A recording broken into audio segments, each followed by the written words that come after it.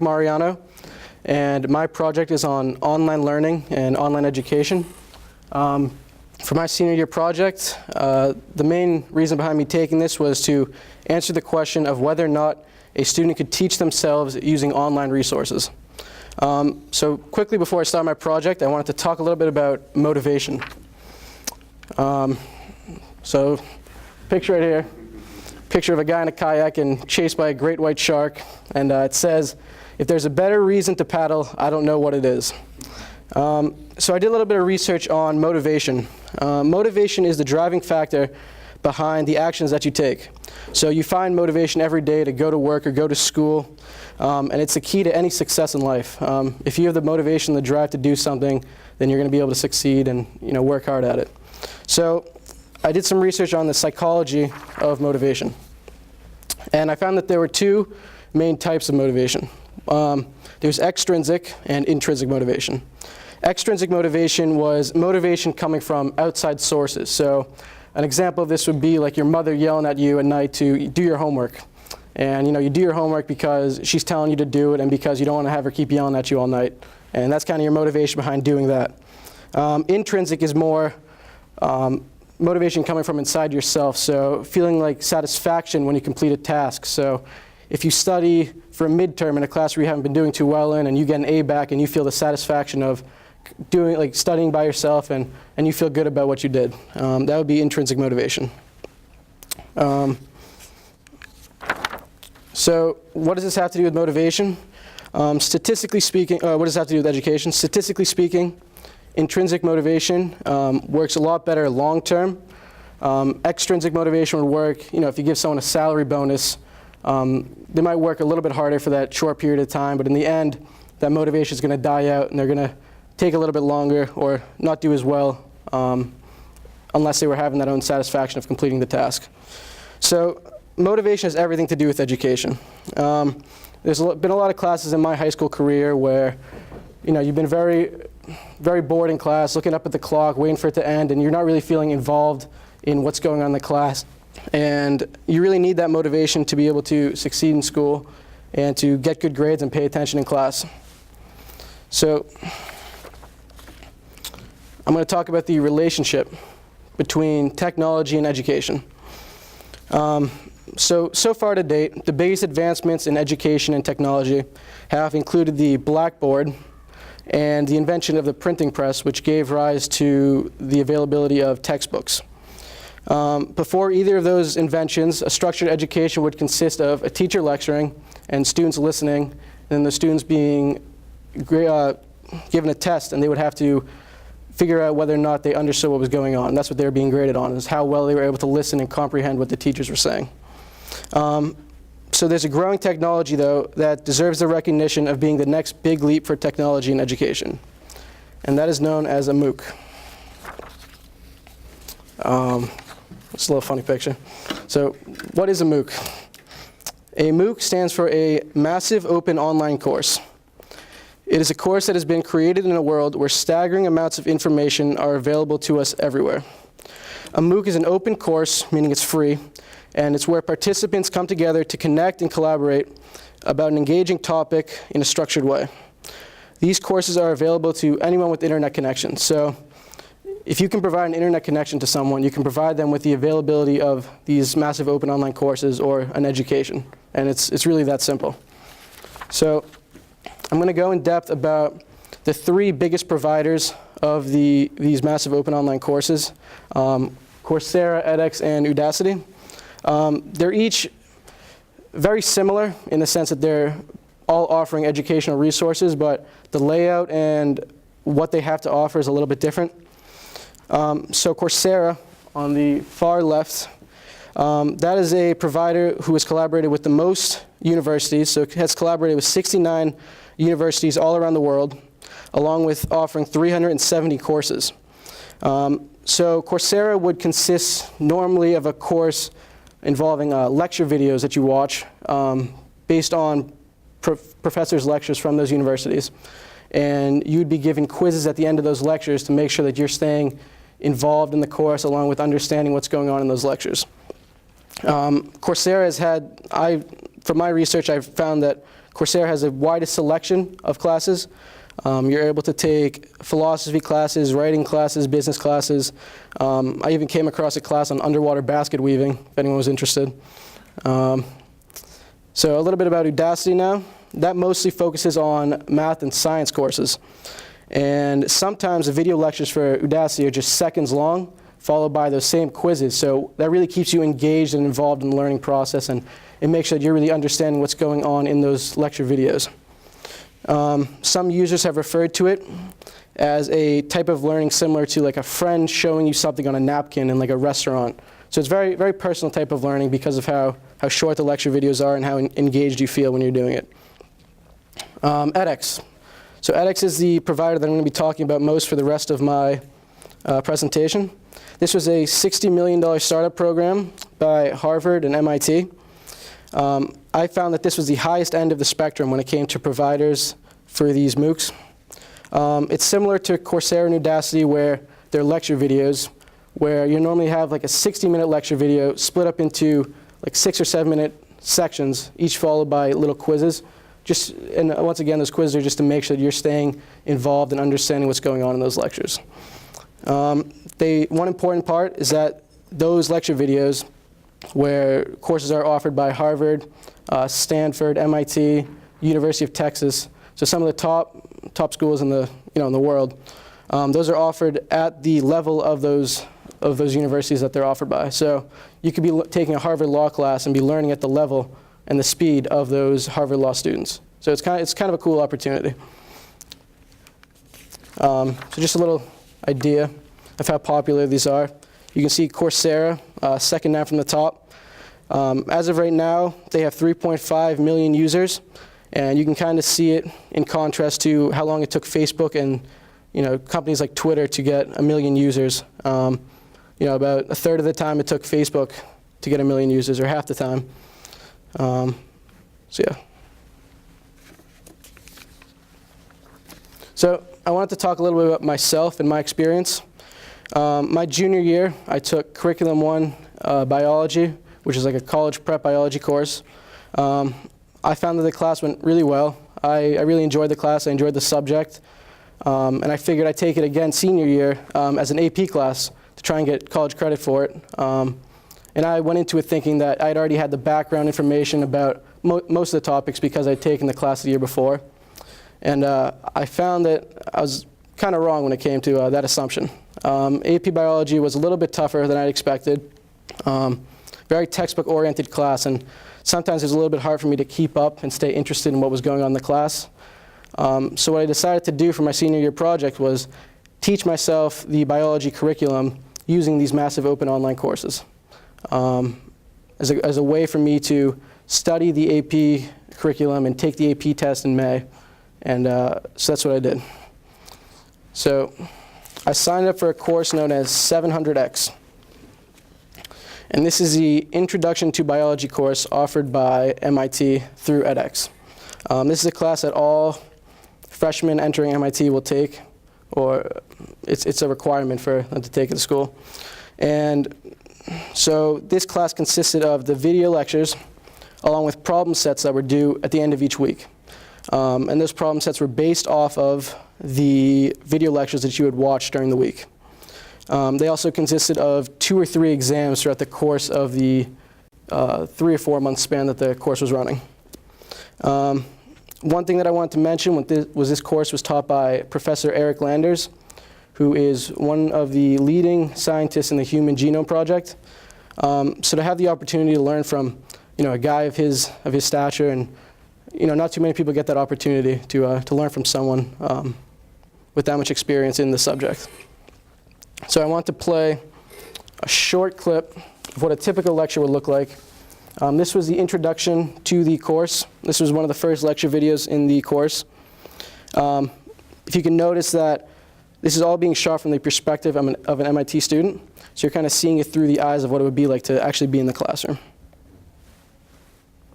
All right, well, welcome to 7XX. This is Introductory Biology at MIT. Welcome to everybody who's watching on the web as well. What I want to do today is tell us what the course is about. I'm going to try to cover everything in the entire course thing, everything. And then we'll try to cover it a little more slowly next time. So if it doesn't all make perfect sense the first time out, that's kind of to be expected. But I think, as you'll see, the purpose of this course is to understand the fundamental principles of biology, the really unifying ideas of biology. It isn't to memorize all the details of biology. So I want to make sure that you have a whole picture of where we're going in this course first. And everything that we talk about is going to fit into one very simple framework. So. Okay, so I think that video was sped up because he was talking pretty fast there. I'll talk about that a little bit more in a sec. Hold on.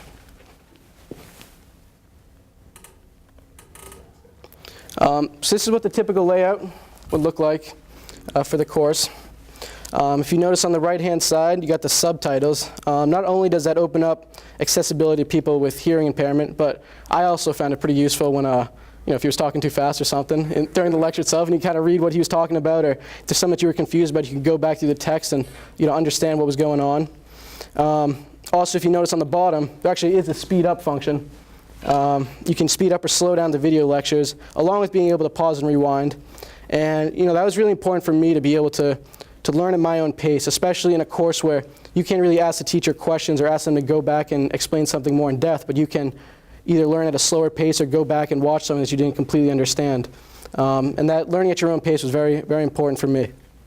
So this is what a typical problem set would look like. Questions would consist of either multiple choice questions or short answer questions, meaning a couple sentences. And one of the coolest things about this edX course was the artificial intelligence grading system, which MIT students had come up with. And it's a system that can instantly grade short answer questions by recognizing keywords within what it is that you're typing, and it's able to grade on whether or not you understood what the question was asking. Very cool. It creates a lot of, so if you take a typical essay test, you give it to a teacher, you're probably going to get that test back within 2 or 3 weeks, just because of how long it takes to go in depth about every single person's answer, because it takes a lot of time to read every single answer, because they're not going to be the same, like a multiple choice question. So this freed up a lot of time for me. It was also instant feedback where I was studying for the AP test, and this was really useful for me to know what I had to go back and study more, and what I had to go more in depth about if there was something that I wasn't answering right a couple of times. So the benefits of online education that I saw involved that instant grading system. That instant feedback was really important for me because I instantly knew that I had to go back and watch certain segments of the lecture that I wasn't understanding completely. The ability to speed up, pause and rewind, and learn at your own pace was really important because I could take the time that I needed to on certain aspects of the subject that I really wasn't understanding. And also the fact that I wasn't doing this for a grade. In school, a lot of times, kids are really pressured by the fact that these grades are going to be showing up on the report card, and most of the focus for them being here is on getting the grade itself and getting the highest grade possible. They're not really focused on the curriculum and what's being taught to them, rather than what they're going to have to memorize to know to put on a test. So I felt a lot of intrinsic motivation, getting back to that, to learn about this course because it was something that I was interested in and something that I wanted to learn more about. And that motivation was able to push me to watch these lecture videos each week and follow through with the problem sets. And that was kind of my success in this online learning course. There were some challenges though. One of the biggest challenges involved setting your own schedule. And it might seem like an easy thing to do for a lot of high school kids where they're being told where to go every single day, and they'd much rather be able to make their own schedule and figure out when they go to class. But it's a lot harder than you would expect. And we've all felt the wrath of procrastination and doing a project the night before and staying up late to try and complete that. And it was very possible with these online courses as well, where you would have about 2 to 3 hours of lecture videos to watch each week, along with the problem sets. And it was very easy to start watching those videos the night before. And when you're stuck doing that, maybe even the day of, because the problem sets were due at midnight, so you could technically start in the morning and be working on that all day. And I found that when you're looking at a screen for that long and you're just watching these videos again and again and again, it gets kind of boring and you get pretty frustrated actually. You're not even really focusing on what you're learning about. You're focused on, when is this going to get done? How much longer is this lecture video going to be? So I got pretty frustrated a couple of times when, I would procrastinate and I would set those lecture videos for that one day to complete. And one thing that I realized was I was getting so frustrated that there was no one to kind of calm me down and explain certain questions to me because, I was sitting alone in my living room watching these videos, and there's no one there that can, go more in depth about questions that I wasn't understanding.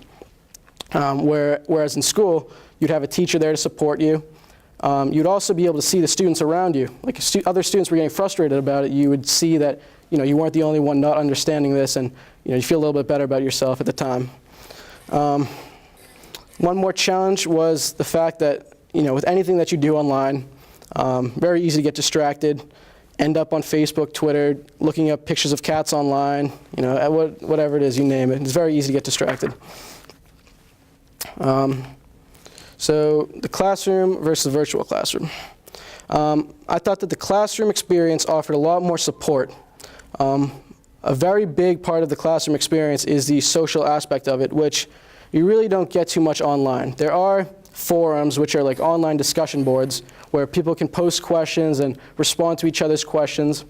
If you had questions about either the lectures, the problem sets, or something like that. Personally, I didn't take part in that. I didn't feel the need to communicate with anyone else while I was watching these videos and doing these problem sets. It is a little bit harder to work up the motivation, at least for me, in the classrooms when you're really there, not solely for the grade, but that's a big thing on your mind. You feel a lot of stress about it. Whereas in the virtual classroom, it's not for a grade, so you feel a little less stressed about the course, and you're doing it more for your own self-benefit and learning. I thought it was a little bit more time efficient in terms of the ability to speed up and slow down and kind of either skip over things that you already understood or didn't need to go more in depth about. And you do miss out on the social aspect with the virtual classroom. So to answer my original question, can a student teach him or herself using online education? I found through my field work and my research that it is possible for a student to teach themselves if they're able to stick to a schedule and go through these courses and learn about something that they're interested in and that they're going to be self-motivated to keep learning about. You're going to need the right motivation, the right kind of interest to continue with these courses, but with the huge variety that's available to everyone, I think it's very possible to take a course in something that you're interested about and keep on watching the lecture videos and stay involved in the course. So in conclusion, so I'll talk about my experience first. I took the AP exam May 13th, I think it was, so a couple weeks ago. And I think I really understood the topics that were discussed in the ethics course.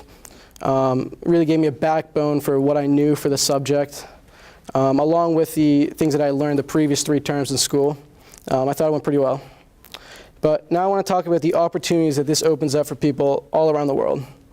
So if you can imagine a modern day Albert Einstein or some other form of a genius in a small African village, no educational opportunities at all for those kind of people, and you give them the opportunity to learn through these online educational sources, and that genius, or that Albert Einstein right there, has the ability to help benefit the rest of the world because of the fact that he was given these opportunities and he was able to grow intellectually and benefit the rest of humankind. I want to live in a world where everyone has the accessibility to education because education is important. It teaches people morals along with the intelligence factor, and it teaches them how to interact with other people. We are the first generation of people to have these opportunities at our disposal, and I'm very excited to see how we use these opportunities to make the world a better place. That concludes my presentation. Thank you.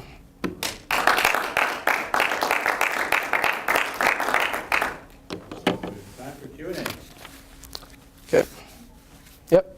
I've been kind of reading up a lot on this stuff, so I am interested in a lot of this. There was a piece by Carlos Rotella in the Globe a while back. I don't know if you've ever read him, but he was talking about what do you pay for when you go to college? Mm-hmm. And because the books you can get on your own, the lectures you can find on this is before MOOCs, but he was anticipating. Yep. And he says, but you're really paying for the other people in the room.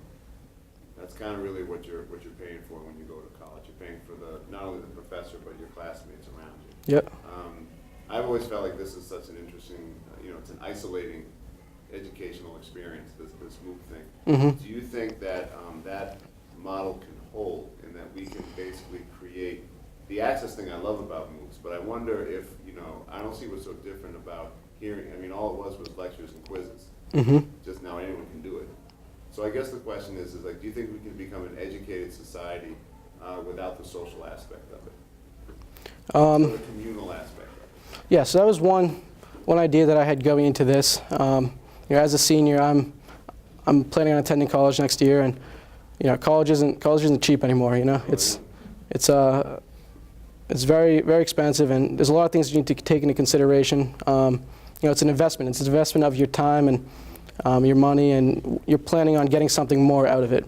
And going into these MOOCs, when I was signing up for them, I thought the same thing. Like, why pay $50,000 when I can get it all for free? Like, literally for free online, and learning at my own pace and that kind of thing. But I found that the classroom experience is just so much different, and those social interactions and the people that you meet through those education, like in the building itself, that physical classroom was a lot more meaningful. I personally felt that as a supplementation to your classroom learning experience, that was where this was most effective, especially in the sense where, like the flipped classroom idea, where you watch something online and you come into class and discuss it with other people, and you do the problem sets online where your teacher's there and your other students are there to help you understand the things that you didn't learn within those lectures. Because I felt a lot of motivation to take these courses and to stay involved with them, but it would also be very easy to just breeze through the lectures and breeze through those open response quizzes and that kind of thing. So you really do need the support of others because there's good days and bad days. Everyone has days where they're paying attention, and there's other days where they're not. And to have those people there on the days that you're not is really important. Yep. So yeah, I agree with you that there's both benefits of like online and the classroom experience. If you were to go design a blended classroom right now, what pieces would you keep and how would it look like? You meaning like the flipped classroom idea? Or would it be a flipped classroom, or if you were designing a classroom that's trying to capture both like the instant feedback and learning at your own pace of online learning with the social and support network of a traditional classroom, what do you think that would look like? So, online, at least for me, from my experience, I found that the discussion board type idea wasn't too effective. I talked to Peter Hamill, and he also talked about the idea that he used an online source to have students be able to communicate with each other online. So I feel like the classroom experience should mostly be focused on the social aspect and doing labs and the kind of hands-on material, where if there's a lecture video that you could watch at night and save the teacher's time, instead of having to lecture it to every single class, then you could be able to watch the lecture videos on your own time, come into class with questions about that video, and then be able to do the hands-on material with the class and the social, in that social environment. So mostly just the lecture videos online on your own time, what I see. Yep. Do you think colleges should be allowed, this is a big thing coming up, especially with edX, more and more colleges joining it. Do you think that it's proper for colleges to award degrees through only using MOOCs? So there have been some Coursera courses that have already been approved to get accredited by some universities. I know there was I think there was a college that granted, what they do is instead of taking their own one of the engineering courses, the introductory to engineering courses, they use an MIT course on edX. So instead of having to pay for another teacher to do that, you sign up for the course, you get a passing grade, which is normally a 60 or above. And edX will send you a certificate if you get a 60 or above throughout the course, the length of the course. And I'm sure if you're able to provide that, because I felt this learning experience was this was legit. This is MIT level courses. It doesn't get too much better than this in terms of the rigor of the education. And I think that in time there will be specific courses that will be accredited by universities. It all depends, because there's classes from MIT level schools. There's also courses from lower grade universities, but Yep. I understand you took your AP recently, Yep. and you were using the online course to essentially replace what you were going to miss from our course here. Can you give a little feedback on how that went and how well prepared you were? Okay. So the curriculum of this course had some things that were in the AP course, and some things that weren't. So what I had to do while I was studying for this AP was I had like a Barron's book, an AP prep book, and I had to look through the topics that were covered and weren't covered, and maybe go a little bit more in depth by reading in that book the things that weren't covered. But for the most part, the curriculum in the edX course gave me a pretty solid backbone of what was in the AP curriculum. The main ideas were covered. There were a few things, like evolution was a topic that really wasn't covered too much in the edX course. So I had to go, do a little bit more research online, or Hippocampus, I don't know if you've ever heard of it, hippocampus.org. That was also super helpful for me, and those are just little segments of lecture videos about specific in-depth topics that I was able to look up if there was something that wasn't covered.